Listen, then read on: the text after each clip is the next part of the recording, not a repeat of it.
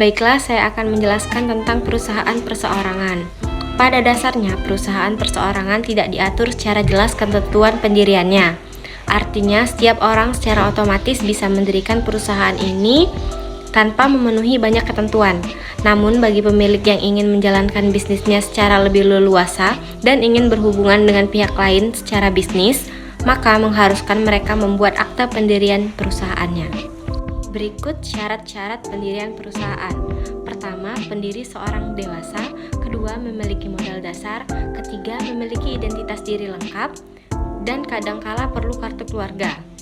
Selanjutnya, ke notaris untuk membuat akte pendirian berdasarkan syarat-syarat. Pendiri menyampaikan 1. Nama perusahaan, 2. Modal perusahaan, 3. Alamat lengkap dan kedudukan perusahaan, 4. Bidang kegiatan perusahaan, 5. Kepengurusan perusahaan, pimpinan atau direktur, terakhir, tahun buku perusahaan. Selanjutnya, berdasarkan akte pendirian, pendiri mengajukan perizinan pada pihak yang terkait. Biasanya diperlukan 1. Fotokopi kartu keluarga pengurus perusahaan atau direktur, 2. Fotokopi NPWP perusahaan atau pengurus direktur, 3. Fotokopi bukti pemilikan atau penggunaan tempat usaha di mana perusahaan berada. Bila milik sendiri, harus dibuktikan dengan fotokopi sertifikat dan fotokopi bukti pelunasan PBB tahun terakhir. Apabila sewa dari orang lain, maka dibuktikan dengan adanya perjanjian sewa-menyewa yang dilengkapi dengan pembayaran pajak sewa atau PPh oleh pemilik tempat dan mendapatkan persetujuan dari RT atau RW setempat. Pas foto ukuran 3x4 sebanyak 4 lembar sesuai dengan ketentuan yang berlaku. Bagi perusahaan yang akan ikut tender, perlu 1. Surat pengukuhan perusahaan atau SPPKP, 2. Surat izin usaha perdagangan atau SIUP, 3. Tanda daftar perusahaan atau perseroan khusus CV, 4. Keanggotaan pada kadin setempat, 5. Mungkin perlu keanggotaan asosiasi. Cara membuat SIUP. Pertama, siapkan VC identitas direktur utama. Kedua, siapkan VC akta pendirian perusahaan beserta SK Menhum dan HAM RI. Ketiga, siapkan VC NPWP perusahaan. Keempat, siapkan VC SKDP. Kelima, buat surat permohonan pembuatan SIUP ke Kepala Dinas Koperasi, Usaha Mikro, Kecil, dan Menengah, dan Perdagangan di wilayah perusahaan Anda masing-masing. Pas foto berwarna di direktur utama ukuran 4x6 sebanyak 6 lembar. Selanjutnya, ikuti prosedur pengurusan SIUP yang berlaku. Keenam, setelah semua persyaratan di atas terpenuhi, silakan Anda menghubungi loket pendaftaran pembuatan SIUP atau pembuatan surat izin usaha perdagangan. Lalu, isi formulir dan lampirkan persyaratan sebagaimana tersebut di atas. Saya akan menjelaskan tentang pendirian firma. Pendirian firma, pada dasarnya firma bisa didirikan tanpa akte tertulis. Namun karena firma adalah usaha bersama, maka pendiriannya perlu dibuat secara tertulis atau akte otentik sebagai dasar kebijakan kegiatan bisnis, atau dengan kata lain bagi pemilik yang ingin menjalankan bisnisnya secara lebih leluasa dan ingin berhubungan dengan pihak lain secara bisnis, maka mengharuskan pemiliknya membuat akte pendirian perusahaan. Semua proses pendirian firma pada dasarnya sama dengan perusahaan lain perseorangan, kecuali jumlah pendiri dan kepemilikannya lebih dari 1 orang. Dan pendirian visi. Syarat pendirian visi yaitu adalah 2 orang atau lebih sepakat mendirikan CV, membuat akte notaris atau dalam KUHD tidak mutlak, dan membawa KTP, identitas jelas dan lengkap, dan nama CV, tempat kedudukan, dan yang bertindak sebagai persero aktif yang pasif, dan maksud dan tujuan spesifik dari CV, dan mengurus perizinan. Dan yang terakhir, bagi CV yang akan ikut tender perlu 1. Surat pengukuhan pengusaha kena pajak atau SPPKP, 2. Surat izin usaha perdagangan atau SIUP, 3. Tanda daftar perseroan atau khusus CV, 4. Keanggotaan pada kadin setempat, 5. Keanggotaan asosiasi.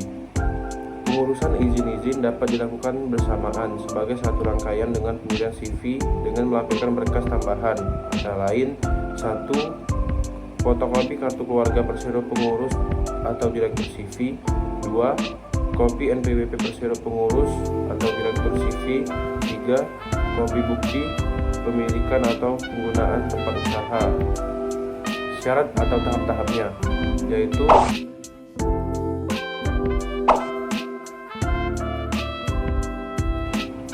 sedikit 25% modal sudah disetor dalam kas perusahaan, jumlah saham dan klasifikasinya, penetapan tempat dan tata cara RUPS, tata cara pengangkatan, penggantian dan pemberhentian direksi dan dewan komisaris, tata cara penggunaan laba dan pembagian dividen. Menghadap notaris boleh diwakilkan asalkan ada surat kuasa dari para pendiri. 3. Mengajukan pengesahan badan hukum dan pengesahan nama perusahaan ke Menteri Hukum dan HAM paling lambat 60 hari sejak terbitnya akte secara elektronik yang memuat nama dan tempat kedudukan perusahaan, jangka waktu pendirian, maksud, tujuan dan kegiatan perusahaan, jumlah modal dasar dan modal setor, alamat lengkap perseroan. Setelah 30 hari tidak ada keberatan dari pihak lain, maka pemohon wajib menyampaikan secara fisik permohonan yang dilengkapi dengan dokumen pendukung. Bila lengkap, paling lambat 14 hari Menteri menerbitkan pengesahan badan hukum secara elektronik. RUPS pertama harus dilaksanakan paling lama 60 hari setelah pengesahan pendirian. 4. Mengajukan perizinan untuk semua kegiatan PT sesuai dengan bidang kegiatan PT ke pihak yang terkait dan harus memenuhi syarat-syarat sebagaimana pada perusahaan yang lainnya. Sesungguhnya kegiatan perusahaan sudah bisa dilakukan meskipun ketetapan atau pengesahan badan hukum dan Menteri HAM belum ada. Pendirian PT, situ, SIUP, TDP, SKKP semuanya memiliki masa berlaku biasanya 5 tahun. Assalamualaikum warahmatullahi wabarakatuh. Koperasi adalah gerakan ekonomi rakyat yang kegiatannya berdasarkan asas-asas kekeluargaan. Organisasi ekonomi ini dioperasikan untuk kepentingan dan kesejahteraan bersama. Pendirian koperasi. Untuk mendirikan sebuah koperasi diperlukan 3 langkah. Yang pertama, persiapan pembentukan. Yang kedua, rapat pembentukan. Yang ketiga, pengajuan badan hukum. Pada persiapan dilakukan penyuluhan, penerangan, dan pelatihan untuk calon anggota dan para pendiri. Para pendiri menyiapkan rapat pembentukan. Rapat dihadiri oleh paling sedikit 20 orang untuk koperasi primer dan 3 badan hukum koperasi untuk koperasi sekunder. Yang kedua, rapat dipimpin oleh seorang pendiri atau kekuasaan pendiri. Yang ketiga, rapat membahas keanggotaan, usaha, modal, kepengurusan, pengelolaan, serta anggaran dasar AD dan anggaran rumah tangga ART. Dalam AD paling tidak memuat nama pendiri, nama dan tempat kedudukan koperasi, tujuan, badan usaha, pengelolaan, permodalan, jangka waktu berdirinya, ketentuan pembagian SHU dan ketentuan saksi. Yang keempat, membuat keputusan dan membuat berita acara. Pengajuan badan hukum atau pengesahan akte pendirian koperasi. Para pendiri atau kekuasaannya mengajukan permohonan pengesahan kepada Dinas Perindustrian, Perdagangan dan Koperasi setempat dengan lampiran akta pendirian bermaterai cukup, petikan berita acara, rapat pembentukan, neraca awal, daftar pengurus dan pengawas, daftar anggota koperasi, daftar tanda setoran simpanan pokok, daftar hadir rapat pembentukan, daftar riwayat hidup dan pengurus dan pengawas, program kerja koperasi, daftar pendiri koperasi, fotokopi KTP pengurus, pengawas atau pendiri. Yang keenam, Kepala Dinas PPK menilai persyaratan atas berkas yang telah diajukan. Bila semua persyaratan benar menurut ketentuan, maka permohonan tersebut diajukan ke notaris yang ditunjuk oleh Kementerian Koperasi dan Usaha Kecil Menengah.